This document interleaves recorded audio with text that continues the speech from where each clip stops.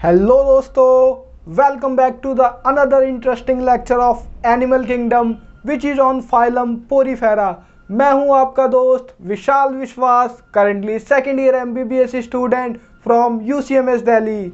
मैं आपका स्वागत करता हूं आपके अपने चैनल विशाल पीडिया में, जहां पर हम टारगेट कर रहे हैं 360 marks out of 360 in biology through A rank booster revision series called विश्वास सीरीज। ये मेरा एफर्ट उन सभी दोस्तों के लिए है जो हाई फाई कोचिंग अफोर्ड नहीं कर सकते हैं और जिन बच्चों की स्टडी मेनली इस कोरोना पीरियड की वजह से हार्म हो रही है। तो आप भी इस रिवॉल्यूशन का पार्ट बने, इस वीडियो को ज़्यादा से ज़्यादा शेयर करके उन बच्चों तक पहुंचाएं। Thank you so much. तो दोस्तों, आज हम स्टार्ट करने वाले हैं फाइलम पोरीफेरा से। तो देखते हैं इसका पहला क्वेश्चन क्या है। तो इसने यहाँ पे पूछा हुआ है मीजोगिलिया इज। अब आपको ये समझना है कि मीजोगिलिया होता क्या है। अब देखते हैं इसमें ऑप्शन क्या है। A germinal layer present between ectoderm and endoderm. अब यहाँ पे एक वर्ड आ रहा है क्या, जर्मिनल लेयर। तो ये जर्मिनल लेयर होती क्या है। एक्चुअली देखो, हमारे पास होती है 3 जर्मिनल लेयर। कितनी होती है? 3 जर्मिनल लेयर। अच्छा, अब वो 3 कौन कौन सी होती है? एक होती है एक्टोडर्म, एक होती है मीजोडर्म, एक होती है एंडोडर्म। ठीक है ना। तो इस जर्मिनल लेयर के बेसिस पे हमारे पास 2 टाइप के ऑर्गेनिज्म होते हैं। एक होते हैं डिप्लोब्लास्टिक। क्या होते हैं बच्चों? डिप्लोब्लास्टिक।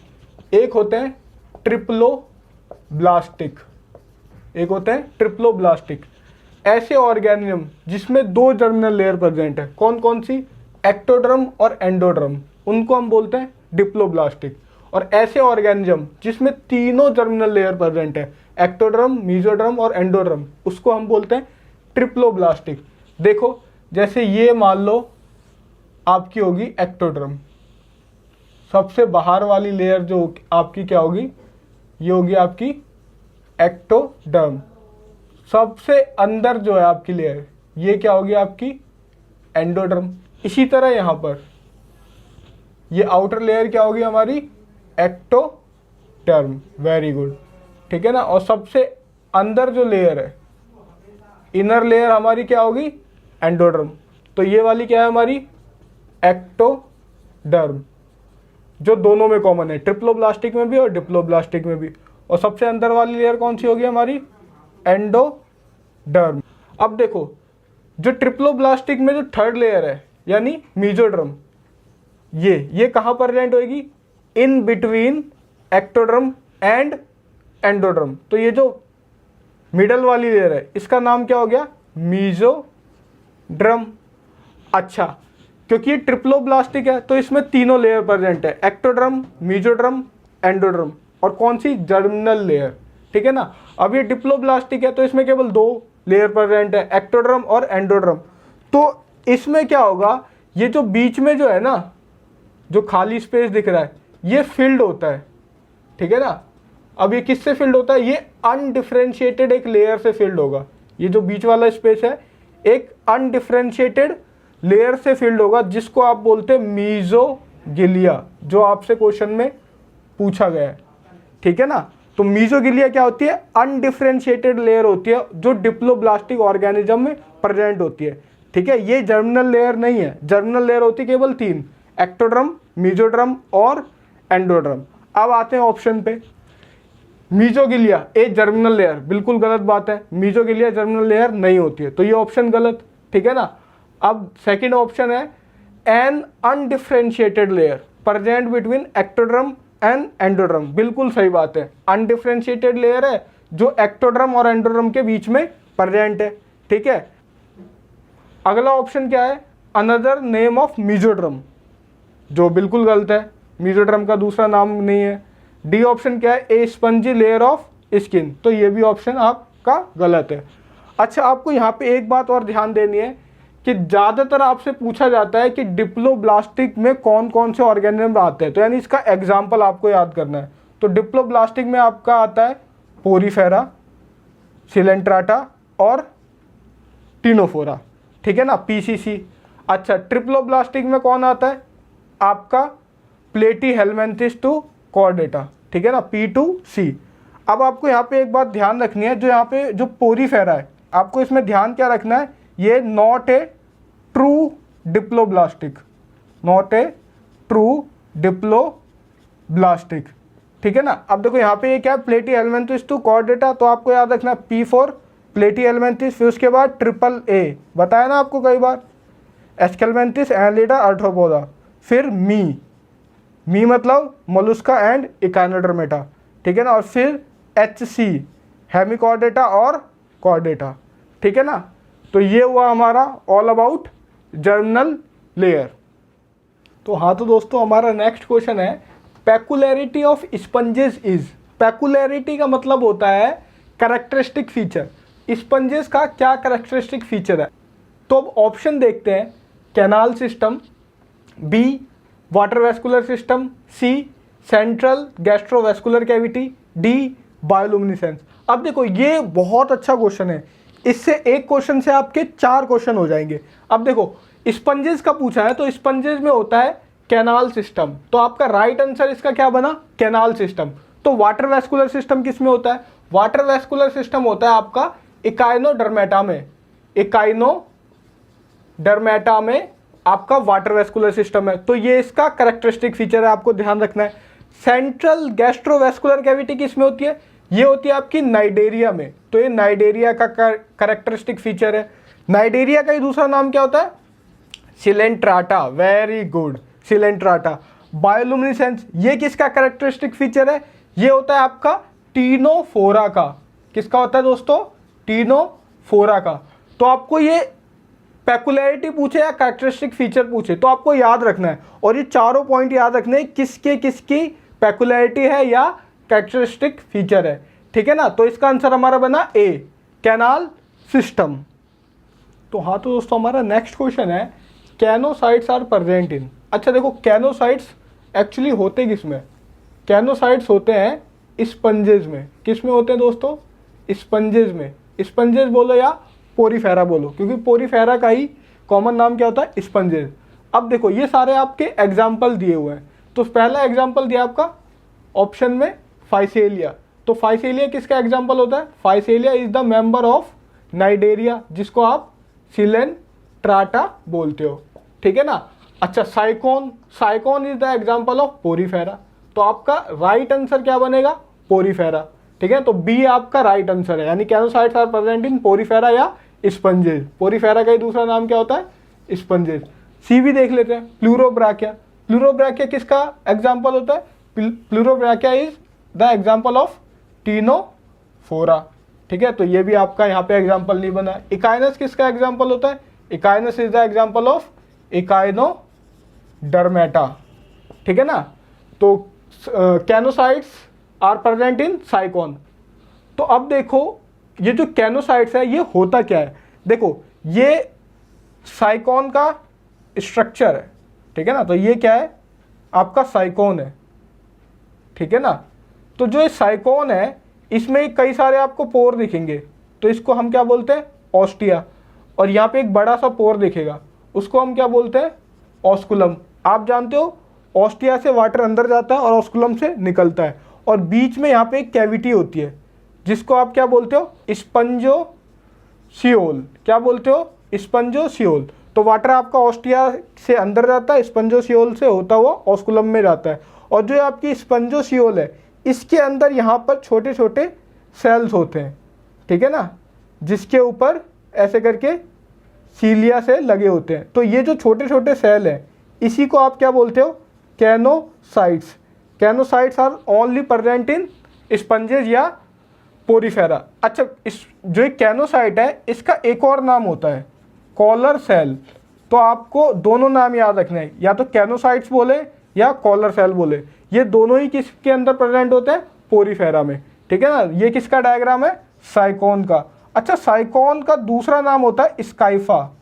क्या होता है दोस्तों? स्काइफा। आपको एक बात और ध्यान रखनी है यहाँ पे, देखो स्पंजेस के मेनली आपको 3 एग्जाम्पल याद करने हैं। स्पंजेस बोलो या पोरीफेरा। एक जो आपने अभी डायग्राम में देखा था साइकॉन, ठीक है, जिसका कॉमन नाम क्या था, स्काइफा, ठीक है ना। दूसरा स्पॉन्जिला, दूसरा क्या है, स्पॉन्जिला, इसका कॉमन नाम क्या है, फ्रेश वाटर स्पंज, इसको हम क्या बोलते हैं, फ्रेश वाटर स्पंज। अच्छा, थर्ड आपको याद रखना है यू स्पंजिया, क्या याद रखना है, यू स्पंजिया। यू स्पंजिया का कॉमन नाम क्या होता है, बाथ स्पंज। अब मैं आपको ये क्यों बता रहा हूँ, क्योंकि इन तीनों में एक एक खास बात है। देखो, स्पंजेस के कुछ फीचर होते हैं। स्पंजेस जर्नली एसिमेट्रिकल होते हैं, एसिमेट्रिकल यानी इसमें कोई सिमेट्री नहीं होती है। पर जो स्काइफा है, स्काइफा की क्या खास बात है, इसमें रेडियल सिमेट्री प्रेजेंट होती है। इसमें कैसी सिमेट्री प्रेजेंट होती है, रेडियल सिमेट्री, ठीक है ना। अच्छा, फ्रेश वाटर स्पंज, स्पंजिला का दूसरा नाम क्या है, फ्रेश वाटर स्पंज। तो एक प्रॉपर्टी और होती है स्पंजेस की कि जर्नली मराइन होते हैं, ठीक है ना। तो पर यहाँ पे जो स्पंजिला है इसकी क्या खास बात है, ये फ्रेश वाटर में होता है, ठीक है ना। तो इसकी थर्ड प्रॉपर्टी एक क्या होती है, ये होते हैं हर्माफ्रोडाइट, हर्माफ्रोडाइट। अब हर्माफ्रोडाइट क्या होता है, हर्माफ्रोडाइट वो होते हैं ऐसे ऑर्गेनिज्म जिसमें male and female present on same individual, present on same individual, present on same individual. अच्छा, तो ये तीनों बातें आपको ध्यान रखनी है, एसिमेट्रिकल, मैराइन और हर्माफ्रोडाइट। बट यहाँ पे जो आपका यू स्पंजिया है ये कैसा होता है, यूनिसेक्सुअल। ये कैसा होता है दोस्तों, यूनिसेक्सुअल। इसमें जो सेक्स हैं, ठीक है ना, present on different individual, present on different individual. तो ये तीनों के एक एक चीज को ये क्या वायलेट कर रहे हैं। जो ये सिमेट्री को वायलेट कर रहा है साइकॉन, ठीक है ना, और स्पॉन्जिला वायलेट कर रहा है ये मराइन नेचर को, ये फ्रेश वाटर में होता है, और यू स्पंजिया वायलेट कर रहा है आपके हर्माफ्रोडाइट को, ठीक है ना। तो ये आपको ध्यान रखना है। तो हाँ, तो दोस्तों हमारा नेक्स्ट क्वेश्चन है, in porifera skeleton is made up of. आपको ध्यान रखना है जो पोरीफेरा का स्केलेटन होता है वो मेनली टू टाइप के सेल से बनता है, टू टाइप के सेल से मिलके बनता है। अच्छा, वो दोनों सेल है कौन कौन से, एक आपका होता है स्क्लेरोब्लास्ट। क्या होता है, स्क्लेरोब्लास्ट। पहला टाइप का सेल क्या है आपका, स्क्लेरोब्लास्ट। और सेकंड टाइप का जो आपका सेल है वो होता है स्पंजियोब्लास्ट। क्या होता है, स्पंजियोब्लास्ट। अच्छा, जो स्क्लेरोब्लास्ट है ये आपका बनाता है स्पाइक्यूल्स। क्या बनाता है दोस्तों, स्पाइक्यूल्स, ठीक है। और जो स्पंजियोब्लास्ट होता है वो आपका बनाता है स्पंजिन फाइबर। क्या बनाता है, स्पंजिन फाइबर। तो आपको ध्यान रखना है स्पंजियो से स्पंजिन फाइबर, ठीक है। अब देखो, ये जो स्पाइक्यूल्स है या तो ये आपके कैल्शियम के बने हो सकते हैं, ठीक है, या तो ये आपके सिलिका के बने हो सकते हैं। अगर ये कैल्शियम के बने होंगे तो इनको कौन बनाएगा, कैल्कोब्लास्ट, कैल्कोब्लास्ट। मतलब ऐसे स्क्लेरोब्लास्ट जो कैल्शियम के बने हुए उनको क्या बोल देते हैं, कैल्कोब्लास्ट, ठीक है। और ऐसे स्पाइक्यूल्स जो सिलिका के बने हुए हैं, ठीक है, उनको क्या बोल देते हैं हम, सिलिकोब्लास्ट, ठीक है। अब देखो, अब हम आते हैं अपने ऑप्शन पे कि porifera skeleton is made up of spongin fibre and spicule. पहला ही ऑप्शन है तो ये हमारा ये वाला ऑप्शन ठीक हो गया। अच्छा, बी ऑप्शन देखते हैं, कैलकेरियस ऑसिकल। देखो, ये आपको ध्यान रखना है, कैलकेरियस ऑसिकल्स ये कहाँ पर प्रेजेंट होते हैं, ये प्रेजेंट होते हैं आपके इकाइनोडर्मेटा में, ठीक है ना, इकाइनोडर्मेटा में, वेरी इंपॉर्टेंट, ठीक है ना। जो एंडोस्केलेटन होता है इकाइनोडर्मेटा का, कौन सा, एंडोस्केलेटन, वो किसका बना होता है, कैलकेरियस ऑसिकल्स का। अब देखो यहाँ पे लिखा हुआ है सी ऑप्शन में काइटेनियस स्पाइक्यूल्स। अगर मान लो यहाँ पर लिखा होता काइटेनियस एक्सोस्केलेटन, क्या लिखा होता, काइटेनियस एक्सोस्केलेटन। तो काइटेनियस एक्सोस्केलेटन किस में प्रेजेंट होता है, ये प्रेजेंट होता है आपके आर्थ्रोपोडा में, ठीक है ना। तो ये आपको ध्यान रखना है, यहाँ पे काइटेनियस स्पाइक्यूल्स लिखा हुआ है, ठीक है ना। और देखो कार्टिलेज, तो कार्टिलेजनस एंडोस्केलेटन, अगर आप देखोगे कार्टिलेजनस एंडोस्केलेटन ये किस में प्रेजेंट होता है, देखो हमारे पास दो टाइप की फिशेज होती हैं, एक होती है बोनी फिशेज, एक क्या होती है, बोनी फिशेज, एक होती है हमारी कार्टिलेजिनस फिशेज। कार्टिलेजिनस फिशेज का दूसरा नाम क्या होता है? कॉन्ड्रियोसाइट, ठीक है। और बॉनी फिशेज का दूसरा नाम क्या होता है? ऑस्ट्रिस्थाइस, ठीक है। तो जो कॉन्ड्रिस फिश होती है, ठीक है ना, जिसे आप कार्टिलेजिनस फिश बोलते हो, उसका स्केलेटन किसका बना होता है? एंडोस्केलेटन कार्टिलेज का, ठीक है ना। तो एक क्वेश्चन में आपके 4 क्वेश्चन हो गए, ये आपको ध्यान रखना है, ठीक है। हमारा नेक्स्ट क्वेश्चन है, all of the statement are correct for poriferans except, मतलब सारी की सारी स्टेटमेंट करेक्ट हैं फॉर पोरीफेरा एक्सेप्ट। तो सबसे पहले हमारा वही रूल, या तो अंडरलाइन करो या सर्कल करो, है ना। अब इन चारों स्टेटमेंट में देखते हैं, egg and sperm are produce by same individual. जैसा कि मैंने आपको बताया था, जो पोरीफेरा होते हैं वो क्या होते हैं?